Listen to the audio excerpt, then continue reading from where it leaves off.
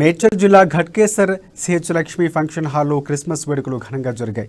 ఉమ్మడి ఘట్కేసర్ మండలం pastors and churches welfare association ఆధ్వర్యంలో ఈ వేడుకలు నిర్వహించారు. ఈ కార్యక్రమానికి ముఖ్య అతిథిగా రాష్ట్ర కార్మిక శాఖ మంత్రి మల్లారెడ్డి హాజరయ్యారు.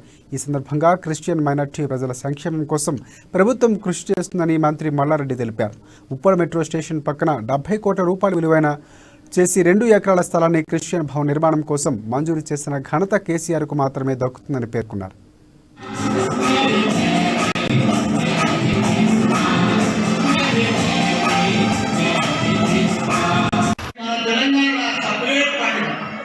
ఎందుకంటే మన సీఎం కేసీఆర్ గారు రైతు సోదరుల కోసం అన్ని రకాలుగా మీకు పండుగకు ప్రతి ఒక్కరికి కూడా కులమత భేదాలు లేకుండా వాళ్ళు ముస్లింలైనా క్రిస్టియన్స్ అయినా హిందువులైనా పేద ప్రజలకు అందరికీ కూడా దేశంలో ఎక్కడ లేని విధంగా మన సీఎం కేసీఆర్ గారు కొత్త బట్టలు పెట్టి కడుపు నిండా భోజనం పెట్టిన ఘనత మన సీఎం కేసీఆర్.